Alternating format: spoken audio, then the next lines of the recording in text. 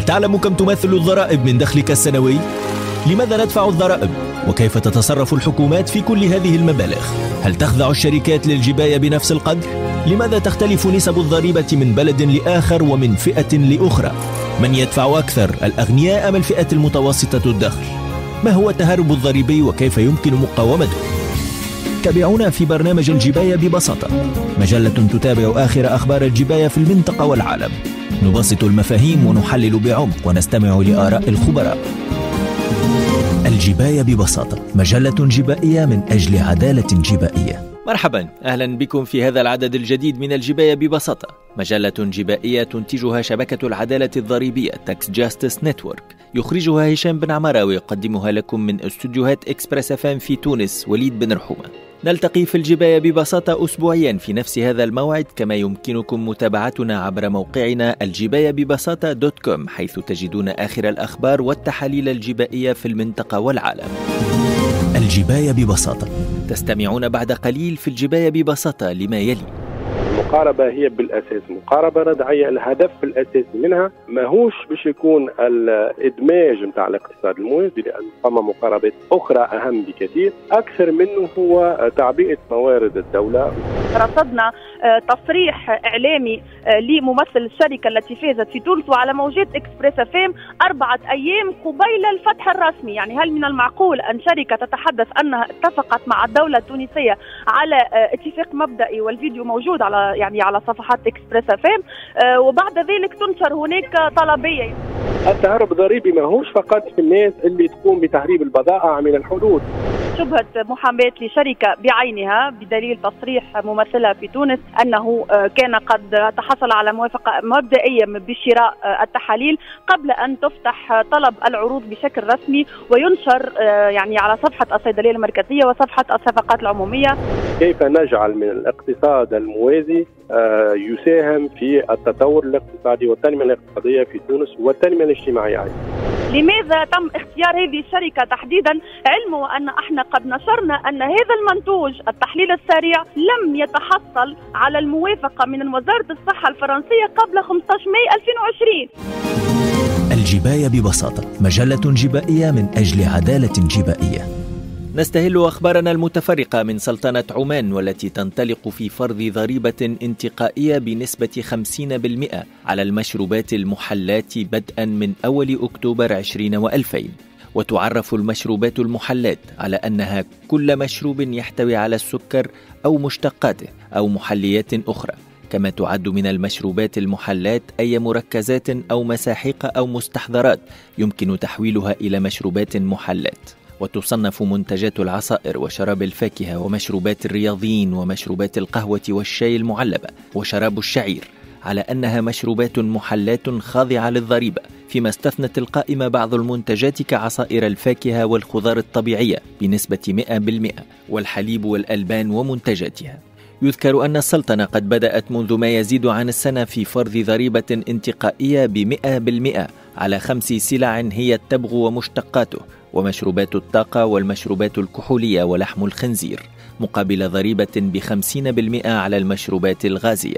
يأتي ذلك في إطار الاتفاقية الموحدة للضريبة الانتقائية لدول مجلس التعاون الخليجي، حيث سبقت بعض دول المجلس كالسعودية والإمارات والبحرين تطبيق ضريبة على هذه المنتجات. علما وأن واردات سلطنة عمان من هذه المنتجات قد بلغت في الربع الأول من سنة 20 و2000 إلى ما يقارب 500 ألف ريال عماني، ما يعادل 1.3 مليون دولار أمريكي. إلى تركيا الآن، حيث واصلت الليرة التركية هبوطها الحاد إلى مستويات قياسية مقارنة بالدولار الأمريكي، رغم جهود البنك المركزي التركي للحد من خسائر عملته الوطنية، حيث أقدم على الترفيع في سعر الفائدة الرئيسي ب200 نقطة أساس في زيادة هي الأولى منذ عامين. وأثر القرار بقوة على أداء الليرة التركية التي ارتفعت على الفور قبل أن تنحدر مجددا بشكل طفيف. وكانت الليرة التركية قد خسرت نحو 23% من قيمتها مقابل الدولار الأمريكي منذ بداية العام الجاري، على خلفية مخاوف من تراجع الاحتياطي النقدي الأجنبي وارتفاع الطلب عليه، زيادة على تنامي الديون المستحقة على تركيا بقيمة إجمالية ب 434 مليار دولار، منها 174 مليار دولار مستحقة خلال السنة الحالية. الجباية ببساطة. تستمعون بعد قليل في الجباية ببساطة لما يلي. المقاربة هي بالأساس مقاربة رضعية. الهدف الأساسي منها ماهوش باش يكون الإدماج متاع الاقتصاد الموازي، لأن فما مقاربات أخرى أهم بكثير. أكثر منه هو تعبئة موارد الدولة. رصدنا تصريح إعلامي لممثل الشركة التي فازت في تونس وعلى موجات إكسبريس FM 4 أيام قبيل الفتح الرسمي. يعني هل من المعقول أن شركة تتحدث أنها اتفقت مع الدولة التونسية على اتفاق مبدئي، والفيديو موجود على صفحات إكسبريس FM، وبعد ذلك تنشر هناك طلبية؟ التهرب الضريبي ماهوش فقط في الناس اللي تقوم بتهريب البضائع من الحدود. شبهة محاماة لشركة بعينها بدليل تصريح ممثلها في تونس أنه كان قد تحصل على موافقة مبدئية بشراء التحاليل قبل أن تفتح طلب العروض بشكل رسمي وينشر على صفحة الصيدلية المركزية وصفحة الصفقات العمومية. كيف نجعل من الاقتصاد الموازي يساهم في التطور الاقتصادي والتنمية الاقتصادية في تونس والتنمية الاجتماعية؟ لماذا تم اختيار هذه الشركة تحديدا، علما أن احنا قد نشرنا أن هذا المنتوج التحليل السريع لم يتحصل على الموافقة من وزارة الصحة الفرنسية قبل 15 ماي 2020. الجباية ببساطة، مجلة جبائية من أجل عدالة جبائية. مرحبا بكم مجددا في الجباية ببساطة. نشرت الصحفية الاستقصائية خولة بوكريم تحقيقا حول صفقات مشبوهة قامت بها الدولة التونسية خلال فترة الكوفيد-19. تنضم لنا بالهاتف الصحفية خولة بوكريم، صحفية استقصائية ورئيسة تحرير كشف ميديا. خولة، أهلا وسهلا بك. أهلا بك وأهلا بكل مستمعين إكسبريس FM. خولة، كنت نشرت تحقيق في موقع درج حول تعامل السلطات التونسية مع صفقات الكوفيد-19. كنت تحدثت عن شراءات لتحاليل سريعة ولكمامات. ماذا رصدت في هذا التعامل للسلطات التونسية؟ في الحقيقة هو تحقيق اسمه كيف أدارت الحكومة التونسية صفقات الكوفيد-19 من إنتاج شبكة أريج الأردنية وبدعم من درج اللبنانية وكشف ميديا التونسي. التحقيق يتحدث عن الخطة التي تحدثت عنها الحكومة لتوفير 30 مليون كمامة لحماية المواطنين و400 ألف تحليل سريع قبل موعد 4 مايو اللي هو تاريخ رفع الحجر الصحي التدريجي. احنا بحسب التحقيق لاحظنا أنه هذه الخطة لم يتم احترامها، لم يتم توفير 30 مليون كمامة ولم يتم توفير التحاليل السريعة لحماية المواطنين. تتبعنا صفقة الشراءات الخاصة بالتحاليل السريعة ورصدنا بعض الإخلالات في الصفقة، منها شبهة محاماة لشركة بعينها بدليل تصريح ممثلها في تونس أنه كان قد تحصل على موافقة مبدئية بشراء التحاليل قبل أن تفتح طلب العروض بشكل رسمي وينشر على صفحة الصيدلية المركزية وصفحة الصفقات العمومية، وهذا إخلال واضح بقانون الصفقات وبالشفافية وبكل القوانين الخاصة بتنظيم الصفقات العمومية. في جزء ثاني من التحقيق تحدثنا عن الكمامات وتتبعنا طريقة إنتاجها وتوزيعها. رصدنا إخلالات بالجملة، لم يتم احترام الشروط التي وضعها المركز الوطني للنسيج سيتكس اللي هو المنوط بتقديم شهادة مطابقة للمواصفات لكل المصنعين. رصدنا كمامات عشرات الكمامات في الأسواق في أكثر من منطقة. أيضا إخلالات بالأسعار، كمامة تباع أكثر من 1850 مليم اللي هو السعر الذي حددته وزارة التجارة بالشراكة مع وزارة الصحة في غياب تام للدولة الحقيقة. طيب خولة، كنت طلبتي بالكشف عن وثائق ومعلومات في هذه الصفقات وتم رفض أولوجك للمعلومة. طبعا أنا يمكن أكثر صحفية الفترة الأخيرة استعملت حق النفاذ إلى المعلومة، لأنه طبعا زميل العزيز تعرف أنه مصدر واحد أو اثنين غير كافي. كنا نريد أن نسمع رواية رسمية للحكومة، لأنه حتى لما واجهنا أطراف القضية مدونا بمعلومات جديدة. الشركة المتحصلة على التي ربحت صفقة الشراءات قالت أن رقمها 108 يعني في الناس اللي عرضت يعني العروض نتاعها، في حين أنه المدير العام للصيدلية المركزية تحت قبة البرلمان قال تلقينا 107 عرض فقط. وهنا السؤال: لماذا أخفت الصيدلية المركزية رقم 108؟ فتقدمنا بعدة مطالب يعني النفيذ إلى المعلومة. تقدمنا بنسأل عن من هم الفائزون، من هي يعني قائمة 108 عرض. أيضا كانت هناك مراسلات بين وزارة الصحة والصيدلية المركزية حول الشراءات الحكومية. أيضا كانت هناك تقدمنا بمطلب، أيضا لم نتلقى أي رد. تقدمنا بمطلب بخصوص شراءات وزارة الصحة. أيضا كانت هناك صفقة ثانية نشرتها الصيدلية المركزية يوم 1 ماي 2020 بخصوص شراء طلبية ثانية للتحاليل السريعة، لم نتلقى أي رد. يعني كل هذه، وبالتالي فاستخدمنا حقنا في التظلم ورفع دعاوى لدى الهيئة النافذ إلى المعلومة.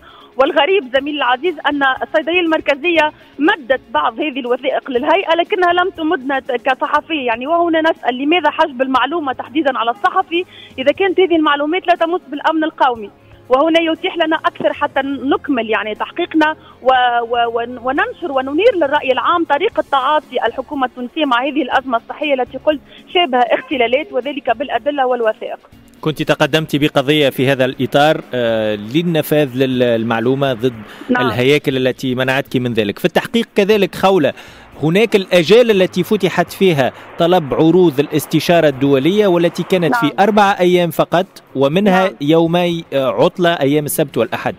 نعم طبعا هذا هو إخلال الفادح الذي حصل. يعني كان هناك كما قلت لك، احنا رصدنا تصريح إعلامي لممثل الشركة التي فازت في تونس وعلى موجات إكسبريس FM 4 أيام قبيل الفتح الرسمي. يعني هل من المعقول أن شركة تتحدث أنها اتفقت مع الدولة التونسية على اتفاق مبدئي والفيديو موجود على صفحات إكسبريس FM، وبعد ذلك تنشر هناك طلبية، يعني تنشر طلب عروض استشارة دولية وما إلى ذلك، ثم تفتح في 4 أيام فقط.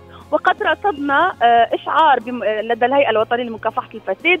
هناك من بلغ ضد يعني هذه القضية تحديدا، واعتقد أن الهيئة لا تزال تبحث في الموضوع، والموضوع بصدد التحقيق، لكن الإخلال واضح. وكنا واجهنا ايضا كما قلنا واجهنا ورد علينا ممثل، يعني طالبنا الشركه، يعني توصلنا الى الشركه في فرنسا اللي هي بايوسينكس وتواصلنا معها، ثم تواصلنا مع ممثلها في تونس، وقد رد انه لم يكن هناك اتفاق رسمي. يعني انكر ما قاله في الاول، لكن في الحقيقه التسجيل موجود، وحتى المعلومات المتضاربه بين ما صرح به هو وبين ما صرح مدير العام الصيدليه المركزيه.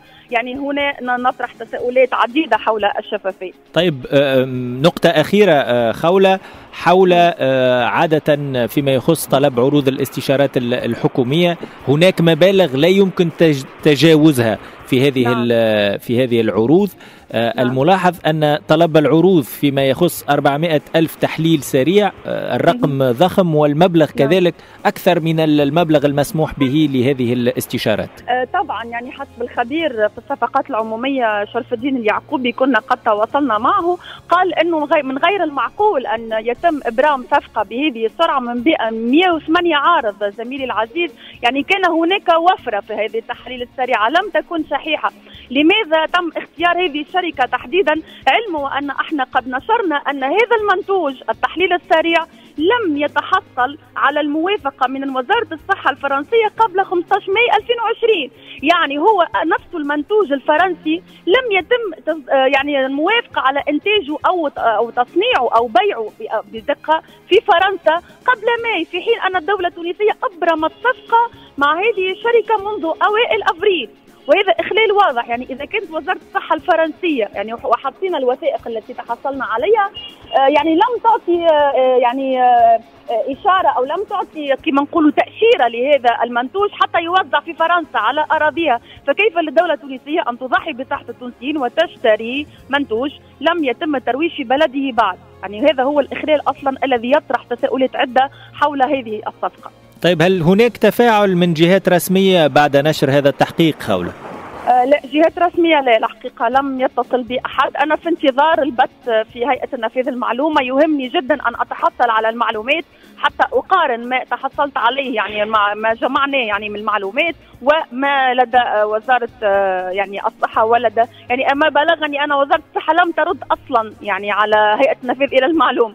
على الأقل الصيدلية المركزية تفاعلت ومدت بعض الوثائق. أنا كنت طلبت ب5 وثائق أو أعتقد 4 وثائق، فهي جاوبت يعني ردت على الهيئة بمعلومتين، وهذا يعني أمر منقوص. أنا طلبت 5 وثائق، في حين أن وزارة الصحة حسب ما بلغني من الهيئة أنا لم تتفاعل البتة مع هيئة النفاذ المعلومة نفسها، وهذا يعني أمر مستغرب جدا ورهيب. يعني أنه كيف لوزارة الصحة وزارة سيادية وبها مكلف بالنفاذ وبها مسؤولين من المفروض أن يتفاعلوا مع طلبات النفاذ؟ يعني الصمت هنا زميلي العزيز يعني يثير الشكوك والريبة الحقيقة. شكرا لك خولة، سنواصل متابعة هذه القضية إذا كانت هناك مستجدات في حلقاتنا القادمة. خولة بوكريم، صحفية استقصائية ورئيس التحرير كشف ميديا، شكرا جزيلا على كل هذه التوضيحات. الجباية ببساطة، مجلة جبائية من أجل عدالة جبائية. نبقى في تونس في هذا الجزء الثالث من الجباية ببساطة، حيث سنتناول مشروع قانون يتعلق بتنشيط الاقتصاد وإدماج القطاع الموازي ومقاومة التهرب الجبائي. ينضم لنا رئيس حلقة الماليين التونسيين سيد عبد القادر بودريغا. أهلا وسهلا بك. أهلا وسهلا بك. كنت من ضمن الخبراء الذي استدعاهم مجلس نواب الشعب للإدلاء برأيك في موضوع مشروع قانون تنشيط الاقتصاد وإدماج القطاع الموازي ومقاومة التهرب الجبائي. في تقديرك أستاذ، ما هي النقاط الإيجابية لهذا القانون؟ النقاط الإيجابية أنه هو حاول يحدد في إطار قانون ممكن لأول مرة في تونس أنه حاولنا في إطار إجراءات تهتم خاصة بالإدماج الاقتصادي الاقتصاد الموازي ومقاومة التهريب في إطار قانون وإجراءات قانونية تكون خارجة على نطاق قانون المالية، لأنه جرت العادة في تونس أنه مثل الإجراءات هذه خاصة أن تكون إجراءات جبائية أو تحفيزية للاستثمار أو تنشيط الاقتصاد عادة ما تكون مخصصة في إطار قانون المالية السنوي أو في إطار قانون المالية التكويني. هذا الجانب الأول. الجانب الثاني أنه حاول يربط ما بين تنشيط الاقتصاد وإدماج القطاع الموازي أو الاقتصاد الموازي ومقاومة التهريب. هذا في حد ذاته يعتبر نقاط إيجابية. يمكن من بعد ندخل في التفاصيل في الإجراءات، وهل أن الإجراءات هذه مرتبطة برؤية اقتصادية وتأثير اقتصادي واضح أو لا في مختلف الأجزاء متاعه. بالفعل أستاذ، فيما يخص الإجراءات هل هناك آليات واضحة في هذا القانون؟ مثلا فيما يخص إدماج القطاع الموازي، كانت هناك محاولات سابقة في تونس كما كانت هناك محاولات أخرى في عدة بلدان، لكن النجاح لم يكن دائما في الموعد.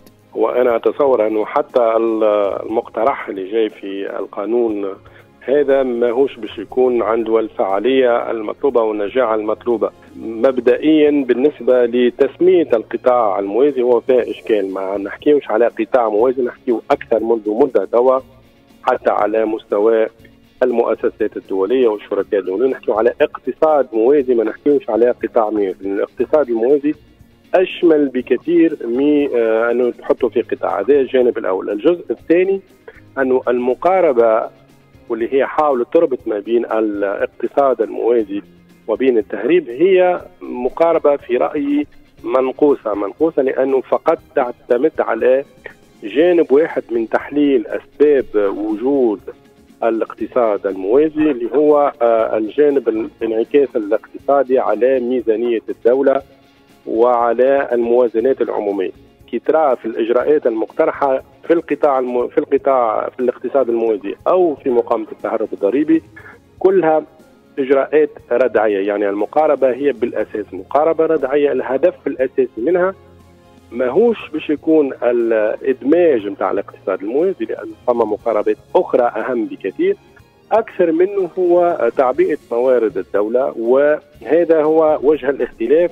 وهذا الموقف اللي كنت بينته أمام أعضاء اللجنة المالية والتخطيط والتنمية بمجلس نواب الشعب، أنه القانون في الفكرة متاعه جيد، أما في التطبيق والإجراءات يعتبر بالنسبة لنا منقوص جدا وما هوش باش يؤدي الغرض منه. إجراءات كيما جرت العادة في تونس أنه نركزوا على الإجراءات الجبائية نركزوا على إجراءات اللي تحفيزية مباشرة مالية للمستثمرين في القطاع المباشر. وهذا ينم أن الرؤية في تونس رؤية فقط تنظر إلى الاقتصاد الموازي على أساس أنه اقتصاد في اللا شرعية، في اللا قانونية، أنه اقتصاد ما يوفرش موارد للدولة، وأنه الهدف الأساسي ماهوش كيفاش نعمل باش الاقتصاد الموازي هذا نمكن من الترفيع من التنافسية متاعه، ونحسن من حماية الناس الذين يشتغلون بهذا القطاع في مختلف الأشكال متاعه، وندخلهم في الدورة الاقتصادية بصفة فعالية. وهذا اللي في الأخير باش يؤدي إلى تحسين الوضع الاقتصادي والوضع الاجتماعي لتونس. ماهوش فقط رؤية تبنى على تعبئة الموارد والجباية.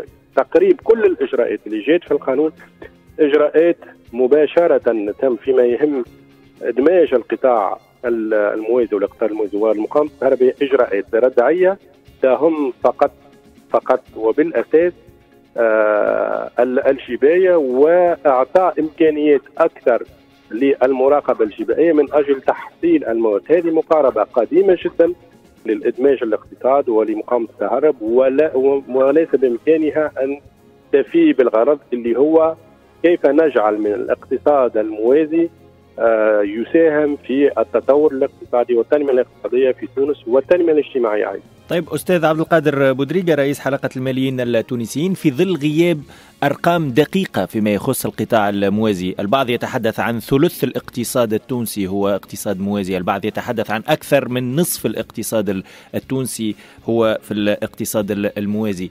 كيف يمكن في تقديرك أن نقنع هؤلاء الناشطين في هذا القطاع منذ سنوات في بعض الأحيان أبا عن جد أن يندرجون في إطار اقتصاد مهيكل فيه ضرائب، فيه كذلك عدة تبعات قد تؤثر حتى على نشاط هؤلاء؟ بالنسبة لنا المقاربة الصحيحة هي أن تمكين هؤلاء الناشطين في الاقتصاد الموازي مهما كان الرقم، ويبقى رقم مرتفع مقارنة بالأرقام في الدول المتقدمة اللي موجودة على القطاع الموازي، حتى في دول مختلفة في أمريكا وفي أوروبا حوالي ما بين 10 و 15%. في تونس الأرقام مختلفة وما عندناش تقدير صحيح للرقم المعاملات. نعرف فقط أنه 50% من العمالة مثلا تشتغل بهذا الاقتصاد الموازي بطريقة أو بأخرى. نعرف أنه عدد آخر حتى من المؤسسات اللي في القطاع المنظم جزء من المعاملات نتاعها قاعد يصير في خارج الأطر المنظمة، وأيضا نعتبره جزء من الاقتصاد الموازي. المقاربة الصحيحة بالنسبة لي هي أن تمكين هؤلاء من القدرة على التنافس في إطار القطاع المنظم، تمكين هؤلاء من الحماية الاقتصادية، من دورات تكوينية، من تشجيعات مباشرة لهم من أجل تحفيزهم ومن أجل تحضيرهم إلى الاندماج في القطاع الموازي. بالنسبة لي أنا أمثل الاقتصاد الموازي والاقتصاد المنظم عبارة على تونس وقت كانت مش تدخل في شراكة عام 1995 مع الجانب الأوروبي. شنو هو اللي صار؟ أنه مدة سنوات وقع التحضير لاندماج الاقتصاد التونسي في إطار الشراكة من الاتحاد الأوروبي، تكوين مؤسسات، إعادة تأهيل، تحفيزهم. هذه هي الرؤية الصحيحة بالنسبة لي، أنه ننظر إلى الاقتصاد الموازي كاقتصاد موجود كناشئين اقتصادي، أنه من حقهم تكون عندهم سياسات عامة موجهة إليهم تحفزهم، تطور القدرات نتاعهم، تحميهم، تبسط الإجراءات بالنسبة لهم، ما تكونش إجراءات معقدة اللي تخليهم يفقدوا من الفعالية نتاعهم. أيضا التفكير ماليا في عدد كبير من الناشطين في هذا القطاع الذين لا يمكنهم بأي حال من الأحوال اليوم أن يشتغلوا بالقطاع المنظم. خذ مثلا الناس اللي تشتغل في تحميل السلع مثلا، هذايا غدوة إذا كان يصبح قطاع منظم ونطبق عليه التشريعات فيما يخص الحماية الاجتماعية وفيما يخص كل الإجراءات القانونية اللازمة، هذا إنسان غير مؤهل إلى أنه يقع التشغيل نتاعه في قطاع منظم.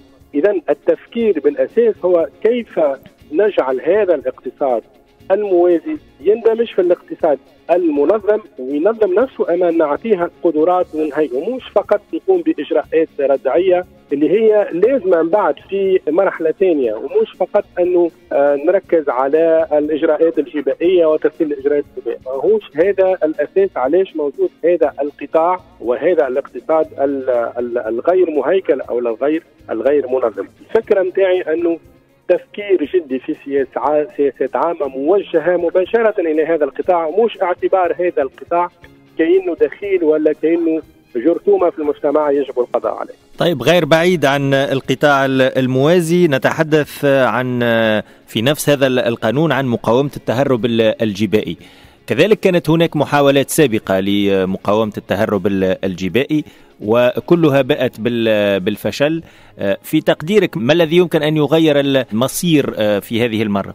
هو نفس الشيء، بما أنه نحن النظرة متاعنا إلى القطاع اللي فيه تهريب في تونس والأسباب متاعه نظرة فقط تنبني على أنه هذوما ناس موجودين في خارج القانون ويقوموا بجرائم أكثر من هذا، وما وقعش الاعتبار متاعهم كجزء موجود من الاقتصاد التونسي.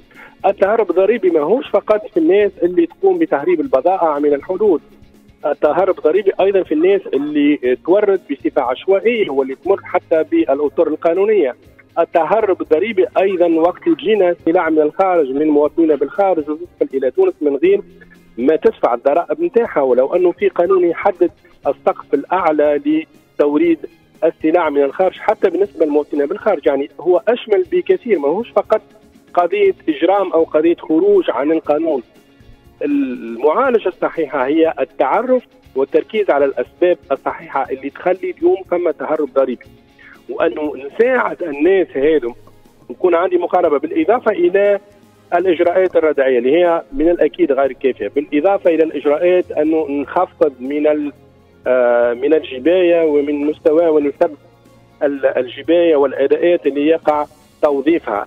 ايضا التفكير ماليا فيما يعبر عنه بالحمايه المتعلقه بالاجراءات التقنيه، المعايير التي يقع اعتمادها صحيه او فنيه اللي موجوده في تونس واللي معقده جدا واللي تخلي التوريد بطريقه طبيعيه وبطريقه سلسه وفعاله تكون غير ممكن. هذا ما عمرنا ما خدمنا عليه. ايضا الوضعيه نتاع تدعيم المواد في شقيقتين الجزائر وليبيا هي ايضا سبب هام من اسباب تواجد القطاع او التهرب وتهريب السلع. يمكن التفكير ايضا في اتفاقيات مع الجانب الجزائري، بدات فما والليبي بدات فما تفكير في مناطق حره في الجهات الحدوديه، اما مازال ما عطاش النتائج نتاعو. بالنسبه لي كما قلت لك التفكير فقط في اجراءات ردعيه واجراءات جبائيه سهله ماهيش هي الحل. الحل هو التفكير بصفه شامله اللي تهم جميع القطاعات واللي تعتبر الناس اللي تشتغل ولا الناس اللي تقوم بالتهريب هي مش فقط ناس خارج عن القانون، ايضا فما ناس اللي الظروف الاقتصاديه والوضع الاقتصادي والمنظومه القانونيه والجبائيه والتشريعيه والتحفيزيه في البلاد كانت غير قادره على توفير مناخ بالنسبه لهم انه يشتغلوا في قطاع منظم. بالطبيعه باش يقعد ديما جانب اجرامي في القضيه، من جانب اجرامي تعالجوا باجراءات ردعيه، اما الجانب الاخر اللي هم النشاط الاقتصادي والمناخ عمل الاقتصادي بالنسبه للاشخاص هذوما هو المهم اللي يقع التركيز عليه. مرة أخرى النظرة متاعنا نظرة فقط ردعية ونظرة فقط جبائية، مدة سنوات نحاولوا ما نجحناش، وإذا كان نعاود بنفس الطريقة وبنفس الرؤية بالنسبة لي من الأكيد أنه نفس الطريقة ونفس التفكير يؤدي إلى نفس النتائج.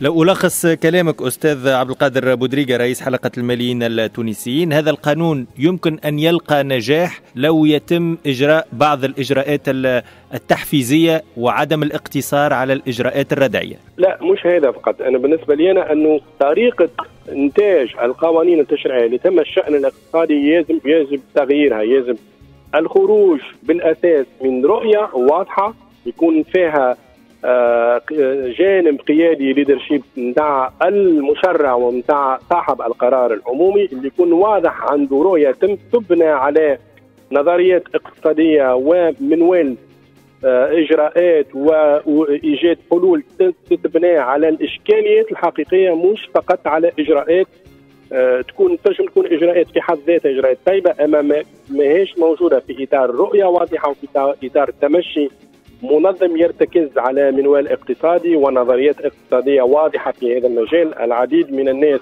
ومن الجهات اللي اشتغلت على هذه المواضيع يجب الآن في تونس جربنا هذه الطريقة المركزة على إجراءات حينية لإيجاد حلول، ماهيش ناجعة. التفكير مليء قبل ما نعمل قانون لازم يكون تأثير اقتصادي وتأثير يبنى على رؤية واضحة اللي تناقش بطبيعة الحال، بما أنه فما أفكار وفما رؤية مختلفة حتى في جانب النظريات الاقتصادية، تبنى على فكر وعلى نظريات اقتصادية اللي من بعد نقول شنو هي الإجراءات اللي باش نعملها، مش نبدأ من الإجراءات وبعد نحاول نصلح ونحاول نكيفها على أساس رؤية.